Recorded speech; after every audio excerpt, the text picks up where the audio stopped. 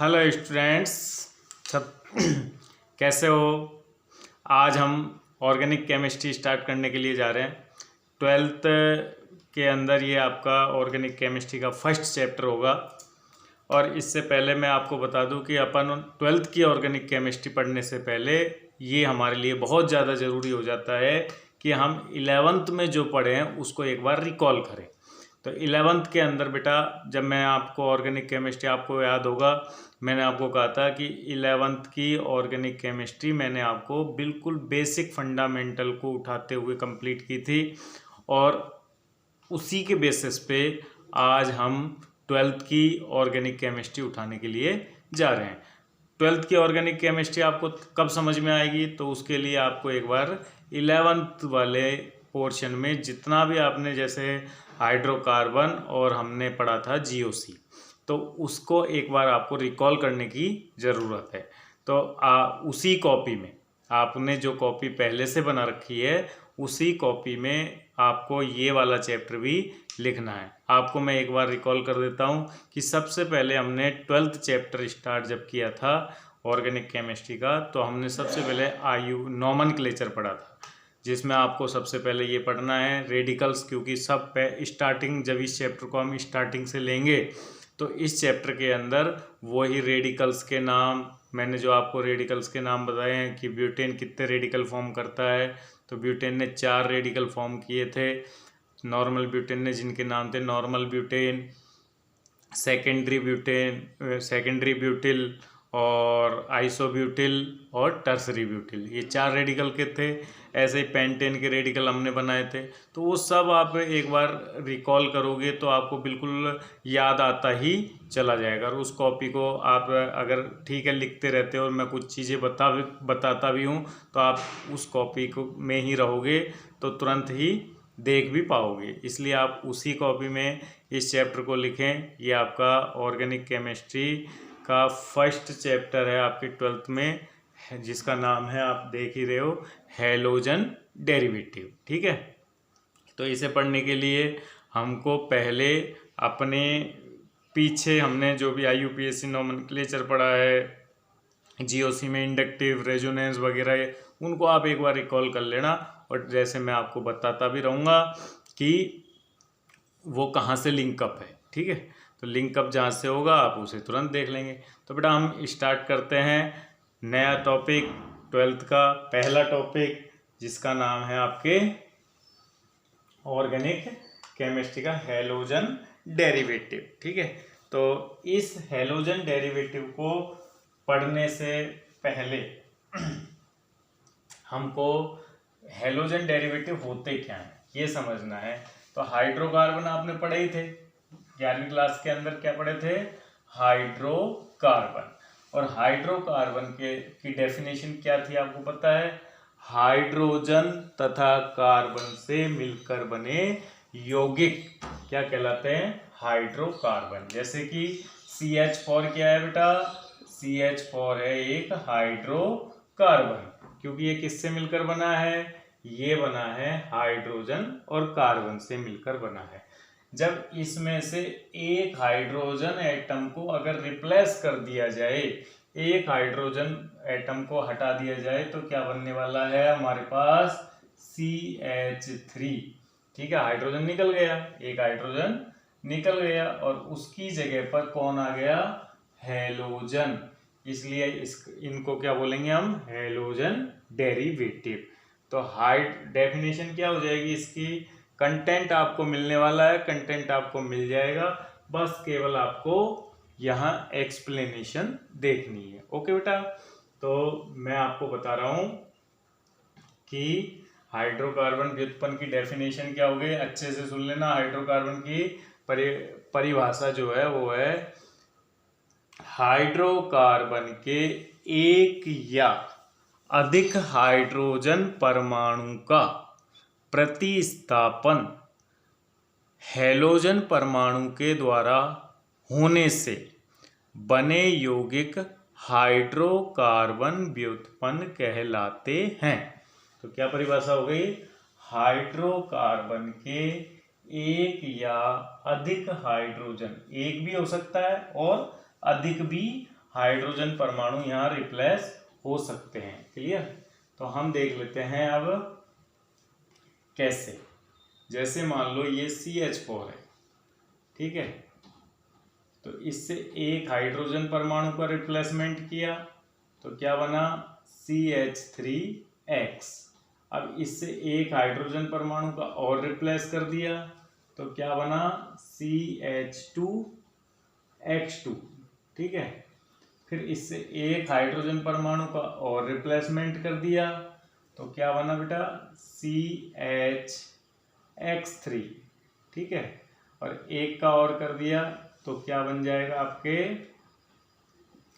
बोलो क्या बनेगा, बनने वाला है CX4, ठीक है। तो ये तो बना एक हाइड्रोजन के रिप्लेसमेंट से, तो इसको बोलना चाहिए मोनोहेलोजन डेरिवेटिव। ये हो गया आपके डाई हेलोजन डेरिवेटिव, ये हो गया ट्राई हेलोजन डेरिवेटिव, और ये हो गया टेट्रा हेलोजन डेरिवेटिव। तो समझ में आ गया आपके, हाइड्रोजन से, हाइड्रोकार्बन से एक भी हाइड्रोजन हट सकता है और एक से ज़्यादा हाइड्रोजन भी हट सकते हैं। अगर एक हाइड्रोजन हटता है तो मोनोहेलोजन, और ज़्यादा हटते हैं तो पॉलीहेलोजन भी हम बोल सकते हैं। क्लियर? तो यहाँ मैं मिटा दूँ फिर। अब हम इसका हेलोजन डेरिवेटिव का वर्ग क्लासिफिकेशन देख सकते हैं। हेलोजन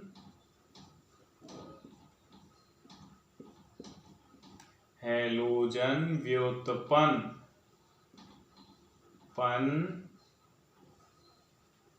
का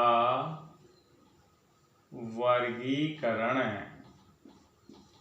हेलोजन व्युत्पन्न का वर्गीकरण, ये टाइटल आप सबसे पहले कॉपी में डालोगे कि हेलोजन व्युत्पन्न का वर्गीकरण कैसे किया जाता है, ठीक है।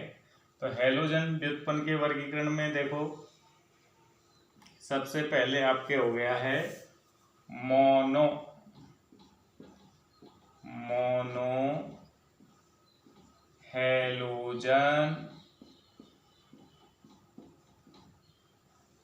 व्युत्पन्न, मोनोहेलोजन व्युत्पन्न। तो दूसरा क्या हो जाना चाहिए बेटा, जिनमें मोनोहेलोजन व्युत्पन्न यानी जिनमें एक हेलोजन परमाणु जुड़ा होता है वो कहलाएंगे मोनोहेलोजन व्युत्पन्न। तो फिर क्या हो गया दूसरा, डाई हेलोजन व्युत्पन्न। तो इनका क्या होना चाहिए बोलिए, इनका होना चाहिए जिनमें दो हेलोजन परमाणु जुड़ जाएं, हाइड्रोजन तो हटेंगे और दो हेलोजन लग जाएंगे। तो तीसरा आपका हो गया है, बोलिए क्या होना चाहिए तीसरा, समझ गया, आपके मन में आ रहा है ट्राई हेलोजन व्युत्पन्न। तो ट्राई हेलोजन व्युत्पन्न क्या होंगे बेटा, ट्राई हेलोजन व्युत्पन्न होंगे जिनमें कहोगे सर 3 हेलोजन लग जाएं। वेरी गुड, 3 हेलोजन व्युत्पन्न वाले हो गए ट्राई हेलोजन व्युत्पन्न। तो एक और बनता है जिसको हम यहाँ शो कर देते हैं, और क्योंकि जगह नहीं बची ना, उधर जगह नहीं बची तो इधर का शो कर देते हैं, टेट्रा हेलोजन व्युत्पन्न। तो टेट्रा हेलोजन व्युत्पन्न क्या होंगे बेटा, बोलिए। तो बिल्कुल मैं समझ गया, आपके मन में चल रहा है टेट्रा हेलोजन व्युत्पन्न वो होने वाले हैं जिनके अंदर 4 हेलोजन परमाणु जुड़ जाएंगे। तो ये आपका वर्गीकरण सामने है, जिनमें पहले हो गए मोनोहेलोजन व्युत्पन्न, दूसरे हो गए डाई हेलोजन व्युत्पन्न, तीसरे हो गए ट्राई हेलोजन व्युत्पन्न, और चौथे आपके लास्ट एंड फाइनल जिनको हम सारे हाइड्रोजन बर्बाद ही हो गया, ये तो बिल्कुल बर्बाद हो गया, तो अब बन गया है टेट्रा हेलोजन व्युत्पन्न। तो ये हमारे सिलेबस में डिटेल स्टडी से है, ये भी हमारे सिलेबस में है, लेकिन इस बार कोविड जब लागू हुआ था तो बेटा डाई हैलोजन व्युत्पन्न को 70% जो सिलेबस आने वाला था तो उसमें से हटा लिया गया था। तो हो सकता है वही कोविड अभी भी चल रहा है, तो ये आपके सिलेबस में रहे या ना रहे इसका कोई, क्योंकि वही अगर सिलेबस रहता है तो इसे हमें पढ़ना नहीं पड़ेगा। लेकिन अभी तो आप सब पढ़िए, क्योंकि नीट में और मेंस में तो आने वाला है। बाकी मैं आपको ये भी बता देता हूँ कि ये इस बार सिलेबस से हट गया था, ये भी इस बार के सिलेबस से हट गया था और ये तो हट ही गया था। ठीक है, तो हमारे लिए पढ़ने के लिए केवल कौन सा अवेलेबल है, तो हमारे लिए पढ़ने के लिए ओनली ये अवेलेबल है। तो मोनो हैलोजन व्युत्पन्न को अब हम डिटेल से पढ़ेंगे। तो डिटेल अगर अब हमारी कौन सी होगी, मोनो हैलोजन व्युत्पन्न का वर्गीकरण। ठीक है, तो अब हम पढ़ने वाले हैं बेटा मोनो हैलोजन। अगला नेक्स्ट हेडिंग हमारा आ रहा है अब मोनो हैलोजन डेरिवेटिव, यानी मोनो जिनमें एक ही हाइड्रोजन एटम हटेगा और उसकी जगह एक हैलोजन एटम जुड़ने वाला है। ऐसे यौगिक क्या कहलाने वाले हैं, मोनो हैलोजन डेरिवेटिव। क्या कहलाने वाले हैं, मोनो हैलोजन डेरिवेटिव। अब इनका भी वर्गीकरण अगर हम देखना चाहें तो बिल्कुल आपके सामने अभी ये तैयार है, जिनमें अपन बेस क्या है हमारा, पहले बेस बना लेते हैं। भाई बांट क्यों रहे हो, किस आधार पे बांट रहे हो आप इनको, तो उसके तो हैलोजन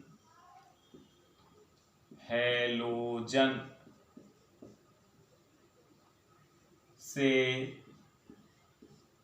जुड़े कार्बन परमाणु की नेचर, परमाणु यानी परमाणु की प्रकृति कैसी है, कैसा संकरित है वो, प्रकृति के आधार पर हम किसे बांटने वाले हैं, मोनो हैलोजन व्युत्पन्नों को बांटने वाले हैं। किसके आधार पे बांटने वाले हैं, हैलोजन जिस कार्बन से जुड़ेगा। ऐसे आप अगर आपको मैं ये थोड़ा सा रिमाइंड कराऊं, केमिकल बॉन्डिंग में आज चलते हैं हम। केमिकल बॉन्डिंग के अंदर आपको अच्छे से पता है कि अगर कार्बन एटम 4 बॉन्ड से बॉन्डेड हो तो उसका संकरण क्या होता है, यहाँ कितने bond, sigma, 1 sigma, 2 sigma, 3 sigma, 4। तो ये हो गया आपके sp3 संकरित कार्बन। संकरण कैसा हो गया, sp3। आया कुछ याद, आया होगा, जरूर आएगा। नहीं आया तो केमिकल बॉन्डिंग की कॉपी खोल के देखेंगे। और यदि आप देखो कि कार्बन परमाणु डबल बॉन्ड से जुड़ा हो और 2 सिंगल बॉन्ड से भी जुड़ा हो, तो सिंगल बॉन्ड में सिग्मा ही होता है, डबल बॉन्ड में एक पाई होता है, एक सिग्मा होता है। तो यहाँ टोटल कितने सिग्मा है, यहाँ तो कितने सिग्मा थे, 4 सिग्मा बॉन्ड थे। और यहाँ आप कितने सिग्मा बॉन्ड देख रहे हैं बताइए मुझे जरा, तो यहाँ आप देख रहे हो 3 सिग्मा बॉन्ड। और 3 सिग्मा बॉन्ड पे संकरण कौन सा होगा, बॉन्ड है 3 दिख जाए तो संकरण हो जाएगा कौन सा बेटा, sp2। कौन सा संकरण हो जाएगा, sp2। अब एक सिचुएशन और है, और वो सिचुएशन क्या है कि अगर कार्बन परमाणु ट्रिपल बॉन्ड से जुड़ जाए, तो ट्रिपल बॉन्ड में क्या होते हैं, 2 तो होते हैं पाई और 1 होता है सिग्मा, और ये तो सिग्मा है ही। तो कितने सिग्मा हो गए बेटा, तो सिग्मा बॉन्ड हो गए 2 सिग्मा बॉन्ड। ठीक है, कितने सिग्मा बॉन्ड? 2 sigma bond. तो 2 सिग्मा बॉन्ड पर संकरण आपके कौन सा तैयार हो गया है? संकरण आपके तैयार हो गया है sp। कौन सा? sp संकरण। क्लियर? क्लियर हो गया। तो आपने ये मैंने आपको अभी क्या बताई, इसको आप बॉक्स में कर लेंगे, क्योंकि ये आपको मैंने एक वापस से रिकॉल कराया है संकरण देखने का तरीका कि हम संकरण कैसे पहचानेंगे। तो वैसे तो मैंने आपको जब इनऑर्गेनिक केमिस्ट्री पढ़ाई थी तब मैंने संकरण को आइडेंटिफाई करने के लिए फॉर्मूला भी दिया था, ट्रिक्स भी बताई थी। लेकिन ऑर्गेनिक केमिस्ट्री में हम सिग्मा बॉन्डों को गिन के भी, सिग्मा बॉन्ड को गिन के भी संकरण को आइडेंटिफाई कर सकते हैं। क्लियर बात? तो मैं मिटा दूं फिर ये, आपको कॉपी करना है कॉपी कीजिएगा, वो पॉज करके एक बार आप वीडियो को पॉज कर लिया करें और कॉपी कर लिया करें। ठीक है, तो मैं तो मिटा ही देता हूँ। ठीक है, मिटा दिया। अब बेटा हम लोगों ने हैलोजन से जुड़े कार्बन की प्रकृति को समझ लिया कि वो कार्बन sp3 भी हो सकता है, वो कार्बन sp2 भी हो सकता है, और वो कार्बन आपके कौन सा भी हो सकता है? sp भी हो सकता है। तो इसी के बेसिस पे अब हम देखने वाले हैं हैलोजन मोनोहैलोजन व्युत्पन्न का वर्गीकरण। Let's start. Okay, first compound जो होते हैं मोनोहैलोजन डेरिवेटिव के, वो होने वाले हैं आपके एल्किल हैलाइड। एल्काइल हैलाइड क्या बोलते हैं इनको? Alkyl halide. ठीक है, इंग्लिश में क्या पढ़ना चाहिए? इंग्लिश में हो गया है एल्काइल हैलाइड। Okay, hello. ठीक है, तो एल्काइल हैलाइड ठीक क्या होते हैं समझते हैं। ठीक है, जैसे बेटा आप जानते होंगे कि इसको ऑर्गेनिक में क्या बोलते हैं, तो कहोगे बिल्कुल very simple, this is ethane. क्या है ये? एथेन। ओके, और इससे अगर मैं हैलोजन हटा देता हूं तो ये बन जाने वाला है CH3 CH2 और एक हैलोजन आ गया। तो इसका नाम हो गया आपके, एन हटेगा और रेडिकल बनेगा तो क्या बनने वाला है? याद आ गया होगा, इथाइल हैलाइड। क्या हो गया? Ethyl halide. अब बेटा जरा इस कार्बन के संकरण को देखिए, तो देख पा रहे होंगे ये सिग्मा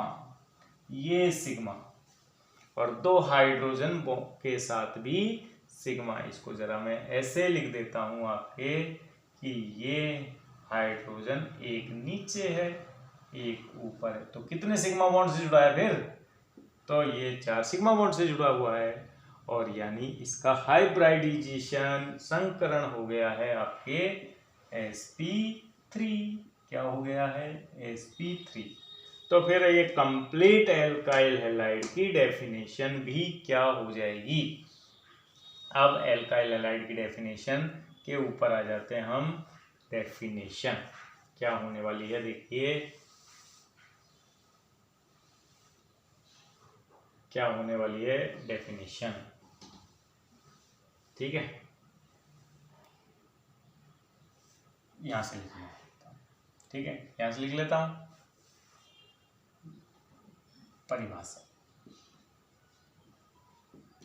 परिभाषा होने वाली है वे यौगिक वे यौगिक जिनमें हैलोजन परमाणु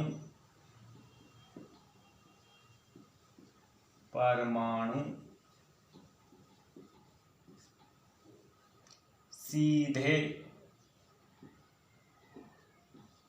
sp3 कार्बन से जुड़ता है, sp3 कार्बन से जुड़ता है, एल्किल हैलाइड कहलाते हैं।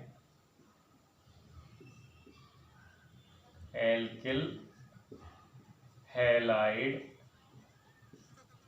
कहलाते हैं।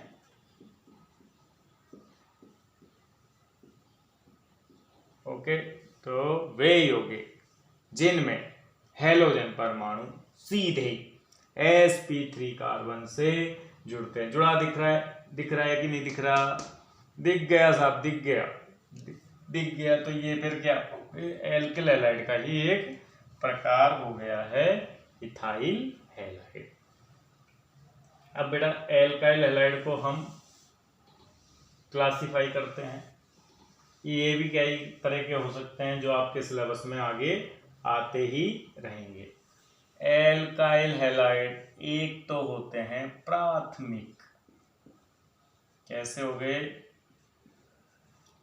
प्राथमिक यानी 1 डिग्री एल्काइल हैलाइड। ठीक है। एक हो गए आपके द्वितीयक यानी 2 degree alkyl halide.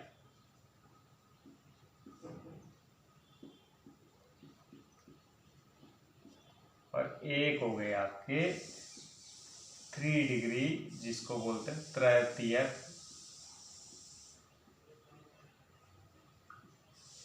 Alkyl halide. ठीक है, हैलाइड हो गए प्राथमिक एल्काइल हैलाइड, द्वितीयक एल्काइल हैलाइड और तृतीयक एल्काइल हैलाइड। सीधा सिंपल होता है बेटा।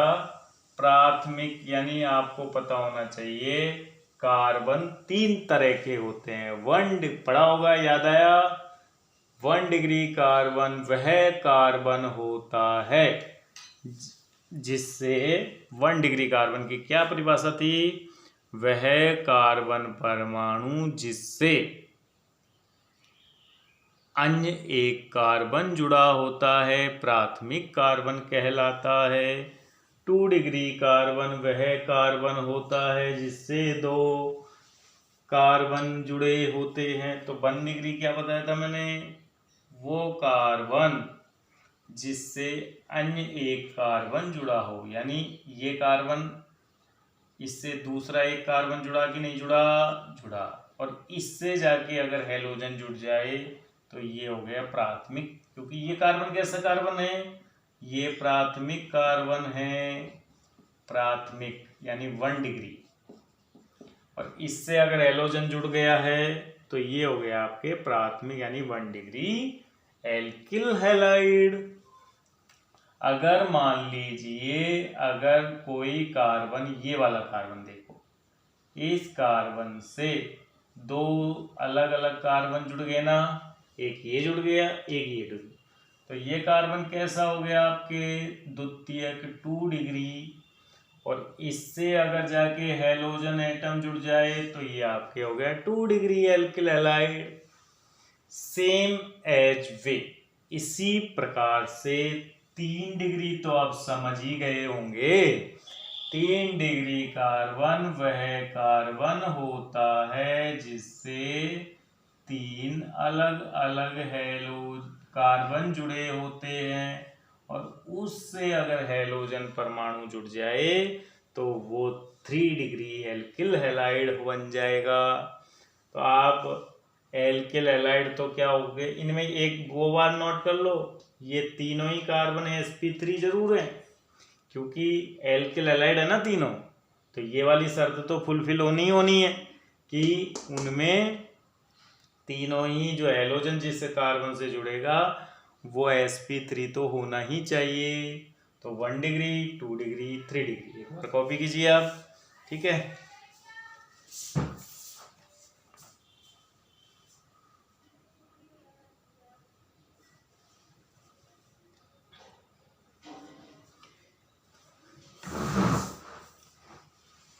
तो बेटा आपने कॉपी कर लिया होगा। तो इस तरह से आज की क्लास, मैं छोटी क्लास बना रहा हूँ। तो बेटा आज की क्लास से हमने ऑर्गेनिक केमिस्ट्री को स्टार्टिंग दे दी है, ठीक है। और आपको अगर क्लास के अंदर कोई भी प्रॉब्लम्स आए, जैसे समझने में, दिखने में कोई भी है, तो आप ज़रूर मुझे अवगत कराएं इससे, जिससे कि मैं अपनी क्लास के अंदर सुधार भी कर सकूं, ठीक है। लेकिन बेटा इसके लिए ज़रूरी है, ऑर्गेनिक केमिस्ट्री स्टार्ट हो गई है। ऑर्गेनिक केमिस्ट्री स्टार्ट होने से हमको ये क्लियर कर लेना चाहिए कि बिल्कुल जैसे मैं आपको 11वीं क्लास में बताता था बेटा, चीज़ें तभी क्लियर होती हैं जब हम उनकी प्रॉब्लम साथ के साथ निपटाते चलें। तो आपको साथ के साथ मैं क्वेश्चन बताऊंगा, एनसीईआरटी खोल के बैठेंगे, एनसीईआरटी की बुक साथ में रखोगे, मैं क्वेश्चन बताऊंगा, आप तुरंत देखेंगे, वीडियो जब भी देखें तुरंत देखें, और उस क्वेश्चन कोई क्वेश्चन नहीं भी होता है तो उसे तुरंत मेरे से डिस्कशन करें, तब आप अच्छा सीखोगे। तो घर पे रहें, स्वस्थ रहें, पढ़ते रहें। Thank you.